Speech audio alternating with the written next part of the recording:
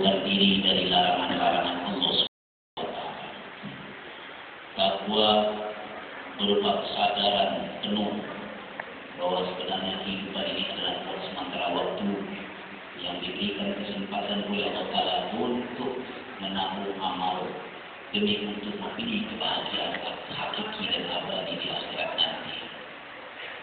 Mudah-mudahan dengan kita menjadi orang yang bertakwa kepada Allah Subhanahu wa Ta'ala, Allah Subhanahu wa Ta'ala senantiasa akan memberikan keberkahan umur kepada kita, keberkahan rezeki dan keberkahan apapun yang kita lakukan dalam kehidupan kita di dunia ini. Amin ya rabbal alamin. Hadirin sekalian, sedang jemaah-jemaah rahmatullah, sebagaimana yang kita maklum pada saat ini kita masih berada di penghujung bulan Rajab, bulan yang di dalamnya termasuk bulan yang dimuliakan dan diagungkan oleh Allah SWT. Bulan yang di dalamnya terdapat satu peristiwa penting bersejarah yang pernah terjadi dan tidak akan pernah bisa terjadi lagi, yang pernah dialami oleh manusia agung, manusia mulia, manusia paling tinggi akhlaknya, manusia pilihan di antara seluruh sekian miliar manusia, yaitu perjalanan Nabi kita melaksanakan Isra dan Mi'raj Nabi besar Muhammad SAW. Setiap umat Islam diajarkan untuk meyakini akan peristiwa kebenaran Isra ini, walaupun pada pelaksanaannya di dalam sejarah justru sebagian besar orang mendustakan, sebagian yang akan beriman kembali balik dari belakang karena ragu-ragu akan peristiwa Isra dan Mi'raj ini. Satu peristiwa yang sangat amat penting sebanding dengan betapa pentingnya agama diturunkan, betapa pentingnya keselamatan digapai, betapa pentingnya penciptaan manusia sebagai khalifah, betapa pentingnya alam ini dijaga dan dirawat oleh Allah Subhanahu wa Ta'ala. Peristiwa penting ini ditandai dengan diberikan Rasulullah Muhammad SAW kesempatan untuk dapat bisa membuktikan langsung kebenaran agama melalui perjalanan yang amat panjang dan jauh, tetapi bisa ditempuh hanya perjalanan 2/3 malam saja. Itulah perjalanan Isra dan Mi'raj. Satu perjalanan bukan perjalanan biasa, perjalanan yang amat sangat luar biasa, spektakuler, dan menembus perkara-perkara yang tidak bisa ditembus oleh akal manusia. Perjalanan ini mengajarkan kepada seluruh umat manusia betapa kecil dan kerdilnya manusia di muka bumi ini, betapa rendahnya ilmu pengetahuan, betapa tidak ada apa-apanya orang-orang mengaku berkuasa dan berjaya di dunia ini adalah ketika diberikan pengajaran tentang peristiwa Isra dan Mi'raj Nabi kita Muhammad SAW. Satu peristiwa yang tidak terjadi dengan proses kauniyah, tidak berlaku hukum sebab akibat. Satu peristiwa yang semata-mata oleh karena terjadi dengan peristiwa robbaniyah, terjadi semata-mata dengan kudrat dan iradat Allah Subhanahu wa Ta'ala dengan kalimat kun atau fayakun, yaitu kalimat jadilah maka jadilah dia. Hadirin sekalian sidang jemaah rahmatullah, kenapa ini peristiwa menjadi penting? Karena dalam peristiwa ini ada satu perintah yang diagungkan dan dimuliakan oleh Allah Subhanahu wa Ta'ala. Ada satu perintah yang dipentingkan oleh Allah Subhanahu wa Ta'ala. Dan perintah ini bobotnya adalah mengalahkan perintah-perintah yang lainnya. Keistimewaannya mengalahkan keistimewaan perintah-perintah lainnya. Sebagaimana kita maklum, di dalam ajaran Islam ini banyak perintah-perintah yang mengajarkan kepada kita untuk kita laksanakan. Seperti pelaksanaan ibadah, membaca Al-Quran, ibadah berpuasa di bulan Ramadan, ibadah menunaikan haji, ibadah memenuhi hutang, ibadah memaafkan kesalahan orang, ibadah bersilaturahim, ibadah menuntut ilmu, dan hampir keseluruhan ujung rambut sampai ujung kaki, dari tidur sampai tidur kembali, kita semua dapat melaksanakan ibadah-ibadah itu. Tetapi dari sekian perintah ibadah, ada satu ibadah yang tidak main-main cara perintahnya. Ada apabila perintah-perintah yang lain cukup diturunkan lewat ayat, cukup disampaikan oleh malaikat Jibril, tetapi satu perintah ini malaikat Jibril tidak membawakan perintah apa-apa. Dan ayat tidak cukup turun begitu saja, tetapi nabinya langsung diundang, dipanggil bulan berdarah ke atas langit sana. Saking pentingnya perintah itu untuk didengarkan, diterima dan dilaksanakan. Sebagaimana kita maklum pula, sebagian besar kita telah mengetahui di antara intisari pelaksanaan perjalanan yang maha dahsyat ini adalah ada satu perintah yang disebut dengan pelaksanaan ibadah sholat. Sholat ini hadirin sedang dimaklum menjadi penting. Oleh karena satu-satunya amalan yang dapat bisa membedakan adalah seseorang itu bisa disebut sebagai seorang muslim atau bukan lagi sebagai seorang Islam dilihat dari perkara sholatnya. Makin tekun, makin rajin, makin disiplin seseorang menegakkan sholat, menunaikan syarat dan rukunnya yang benar, dilaksanakan sholat sesuai dengan tertata tertib yang berlaku, dilaksanakan secara ikhlas, khusyuk dan tawadhu, maka makin kuat identitas keislaman seseorang di dalam kehidupan beragama. Tetapi makin seseorang itu menganggap remeh perkara sholat, makin enteng kedudukan sholat, dilaksanakan sholat hanya sekedar gugur kewajiban, hanya sekedar bebas dari sekedar tanggung jawab, tetapi tidak dilaksanakan dengan khusyuk, tidak memperhatikan kata tertib, sholat penuh dengan kelalaian, sholat dengan penuh tidak dengan diresapi oleh hati yang di dalam, maka akan makin rendah pula kualitas keislaman seseorang. Kenapa sholat ini menjadi penting dalam kehidupan? Bahkan perintahnya pun demikian dasar sampai harus menghadap Allah Ta'ala langsung ke atas langit. Rasulullah Muhammad SAW pernah bersabda, "Innama masal sholat fiddin kamasali ra'si fil jasad."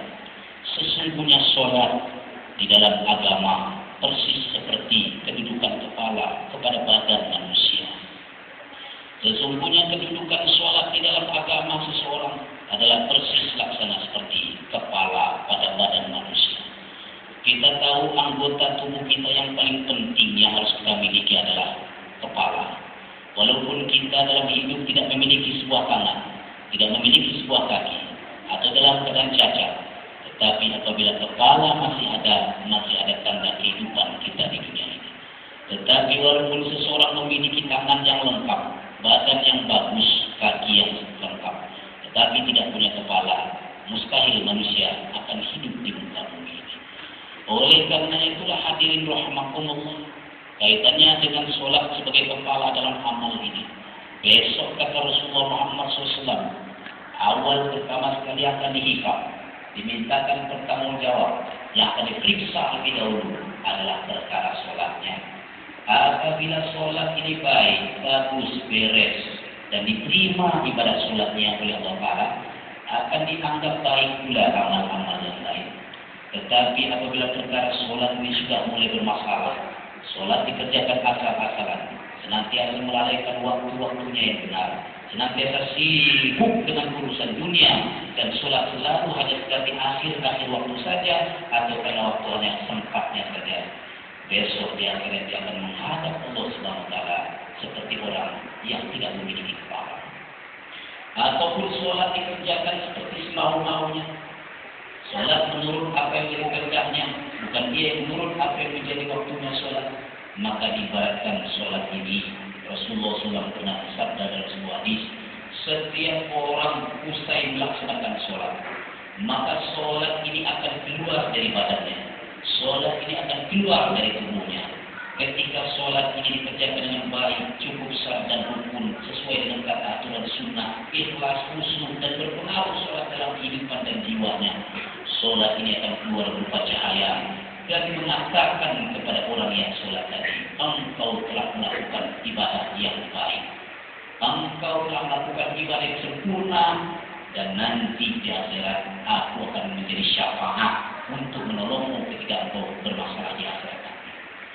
Tetapi apabila orang melaksanakan sholat, kata Nabi, sekedar hawa nafsu, sholat sekedar ikut-ikutan tradisi, sholat jauh dari unsur ilmu pengetahuan, tidak mengetahui batalnya sholat, sah dan rukunnya sholat.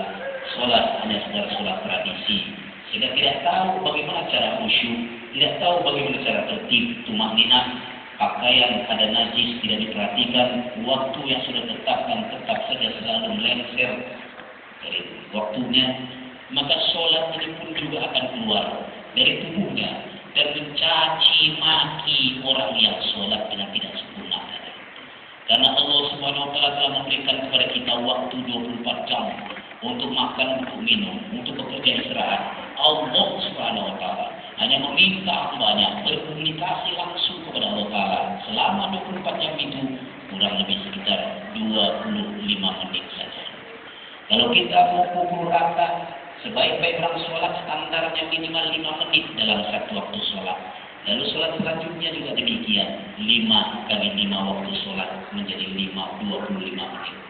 Sementara kita hidup di sini bebas melakukan apa saja, diberikan waktu selama 24 jam, dan Allah hanya minta waktu kita yang khusus melaksanakan sholat selama 25 menit sehari dan semalam.